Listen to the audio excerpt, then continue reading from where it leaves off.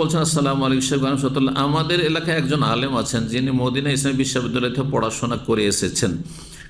আমরা কয়েকজন মাঝে মধ্যে তার জুমার খুতবা শুনতে যাই, তবে লক্ষ্য করছি যে তিনি অনেক সময় মুসলিম শাসকদের সামগ্রিকভাবে মোনাফেক বলে অবহিত করেন। যে মোনাফেক বলি অথবা ফাসিক বলি অথবা বেদাতি বলি অথবা নাস্তিক বলি, কথা বলছেন না, তাকফির করে, হ্যাঁ কাফের বলে। শুনে রাখেন, যদি সব শাসকগুলো মোনাফেক না হয় তাহলে ওই ব্যক্তি মোনাফেক।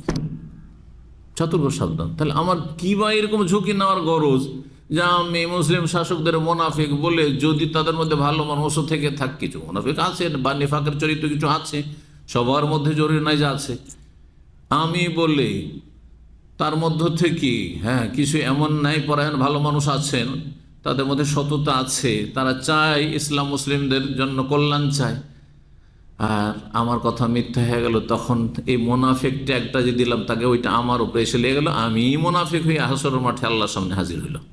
এমন ঝুঁকি কেন নেবেন?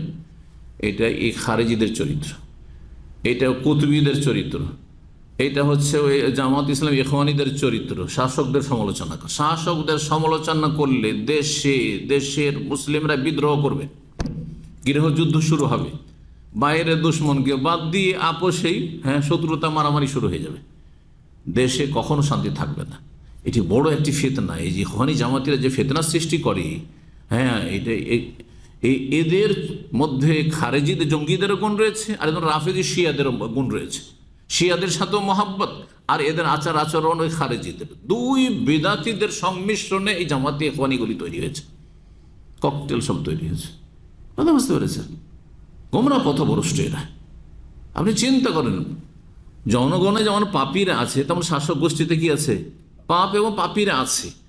এখন একজন সাধারণ মানুষ সম্পর্কে বলা যে অমুক ব্যক্তি খারাপ, এতে দেশে অত কলহ হবে না। ওই ব্যক্তি সম্পর্কে গীবত করলেন আপনি, যদি সংশোধন করার উদ্দেশ্য না থাকে তাকে সরাসরি না বলে।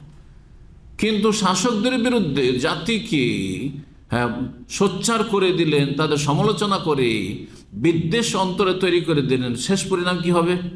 ভিতরে আগুন জ্বলতে জ্বলতে হতে পারে কি হয়ে যাবে, বাস্ট হয়ে যাবে, আর দেশে অশান্তি শুরু হয়ে যাবে। দুশ্মনরা এসে দেশের উপর চেপে পড়বে, দেশ দখল করবে। এগুলি হচ্ছে দুশ্মনদের অস্ত্র, যে মুসলিম জাতিকে আপোষে লড়িয়ে দাও। খবরদার এই খারিজি জঙ্গিদের আর এই রাফেজি আর ইখওয়ানীদের পদাঙ্ক অনুসরণ করবেন না। বেদাতি মাদানি যে হচ্ছে বেদাতি মাদানি, এর মধ্যে খারিজি চরিত্র রয়েছে, বলবো না ফুল খারিজি, খারিজিরও পার্সেন্টেজ আছে, 10%, 20%, 30%, 50%, 70, 80, 90, একবার 100%, বিভিন্ন স্তরের খারিজি রয়েছে। কথা বলছেন না? ওই রকমই রাফেজি শিয়াদের মহব্বতের ক্ষেত্রে বিভিন্ন স্তরের মানুষ রয়েছে, যারা তাদের সাথে সখ্যতা রাখেন। বলছেন তারপরে আরো, এছাড়া তিনি সৌদি আরবের শাসকদের সমালোচনা করেন। সৌদি আরব দুনিয়ার মধ্যে সবচেয়ে ভালো দেশ। সৌদি আরব শাসকরা সমস্ত মুসলিম বিশ্বের সমস্ত শাসকের সাথে তুলনা করলে এখনো অনেক অনেক ভালো, যদিও মানুষ মাত্রে ভুল আছে, ভুলের ঊর্ধ্বে কেউ নেই। ভুলের ঊর্ধ্বে এটা কোনো সাহাবায়ে কেরামদের যুগ না, খোলাফাদের যুগ নয়, কথা বোঝা গেছে না? কিন্তু মন্দের মধ্যে অনেক ভালো। সুতরাং তাদের বিরুদ্ধে যারা বলে তারা একেবারেই চরমপন্থী। যেমনটা বললাম যে তাদের মধ্যে খারিজি আর রাফেজিদের লক্ষণ রয়েছে। ইসলামের শত্রুদেরকে সুযোগ দিচ্ছে ইসলাম এবং মুসলিমকে ধ্বংস করার জন্য, দুর্বল করার জন্য। এমত অবস্থায় এমন আলেমের কাছ থেকে দ্বীনি ইলম গ্রহণ করা কতটা নিরাপদ? জায়েজই নয়। ওর জুমার খুতবা শুনতে যাবেন, এটা জায়েজ নয়, কারণ ফিতনা এটি।